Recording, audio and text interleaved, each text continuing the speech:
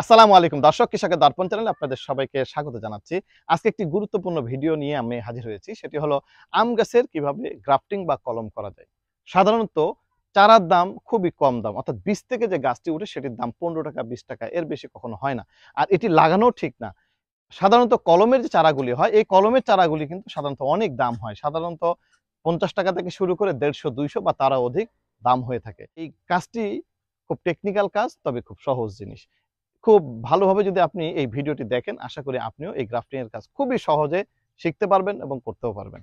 চলুন তাহলে দেখে আসি যে কিভাবে আম গাছের গ্রাফটিং করা হয়। সাধারণত এপ্রিল, মে, জুন, জুলাই, আগস্ট এই গরমের সময়টি সাধারণত গ্রাফটিং এর সময় বেছে নেওয়া হয়। যদি শীতকালও হয়, যদি বিশেষ ব্যবস্থাপনা থাকে, সেক্ষেত্রে আপনি সারা বছর গ্রাফটিং বা কলম করতে পারেন।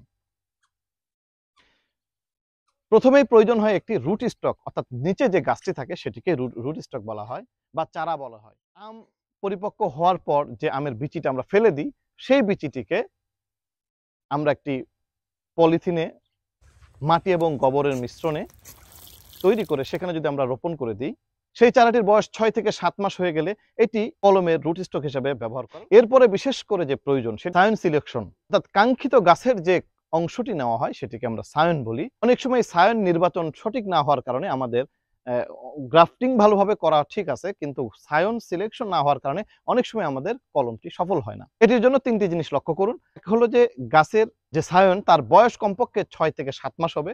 এটি বোঝা যায় গাছের পাতা দেখলে, সবুজ পাতা। যে হালকা সবুজগুলি দেখছি, এগুলি একটিও গ্রাফটিং এর সায়ন হিসাবে ব্যবহার করা যাবে না। এখন যেটা দেখছি এইটি হলো, দেখেন বাট বা চোখ যেটি আছে, এই চোখটি হলো আসল। যদি এই চোখটি ভালো মনে হয় যে ফুটবে কিছুদিনের মধ্যে, এইরকম চোখ দেখে নিন, এই সায়নটি বেছে নিন। বেছে নেওয়ার পর এই সায়নটিকে আমরা সাধারণত 6 থেকে 7 ইঞ্চি পরিমাণ কেটে নিই।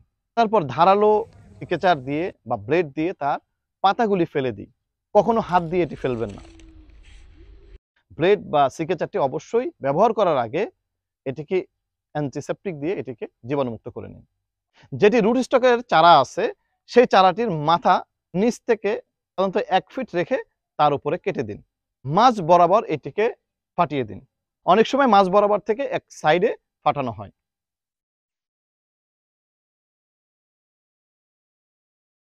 মনে রাখবেন এই ক্ষেত্রে এই চামড়াটি যেন কোনোভাবে থেতলে না যায় বা এটি নষ্ট না হয়, সেটি একটু লক্ষ্য রাখবেন।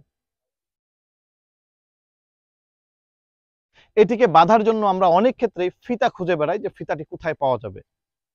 যে কোনো প্লাস্টিকের দোকানে ওই যে রোল ফিতা আছে, বললেই হবে 2 ইঞ্চি 3 ইঞ্চি যার যতটুকু প্রয়োজন হয়, এরকম একটা রোল নিতে পারেন। নিয়ে সেটি থেকে কাঙ্ক্ষিত পরিমাণ আপনি কেটে নিন। এটিকে রাউন্ড করে নিন। 2 পাশের অংশ কেটে নিন এবং মাঝ বরাবর কেটে খণ্ড করে নিন। এখন আপনি পেয়ে যাবেন আপনার কাঙ্ক্ষিত ফিতা। ফিতাটি সাধারণত 1 ফিট হলেই হয়ে যায়।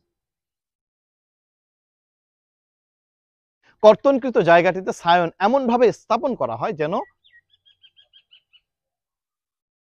সায়নের চামড়া এবং রুট স্টকের চামড়া যেন মিশে যায়। একটা সাইড মিললেই চলবে, অপর সাইড না মিললেও তেমন ক্ষতি নেই। ফিতা দিয়ে খুব ভালোভাবে আটকিয়ে দিন। এমনভাবে ফিতাটিকে বাঁধবেন যেন ভিতরে কোনো ফাঁকা না থাকে।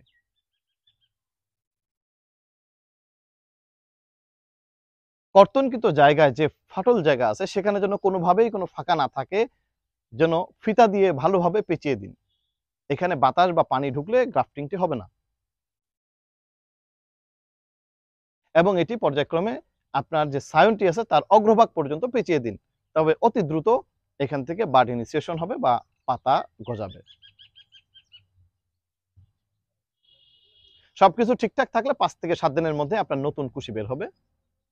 15 দিন পরের ছবি, 1 মাস পরের ছবি, 2-3 মাস হয়ে গেলেই সাধারণত এই কলমটি আপনি ব্যবহার করতে পারেন। দর্শক, তাহলে আমরা দেখলাম যে আসলে কিভাবে একটি আম গাছের চারাকে কলমের মাধ্যমে এটি গ্রাফটিং এ বা কলমের চারা করা যায়। অর্থাৎ 15 টাকার গাছকে কিভাবে আপনি 50 থেকে 100 বা 150 টাকা চারায় রূপান্তর করতে পারলেন।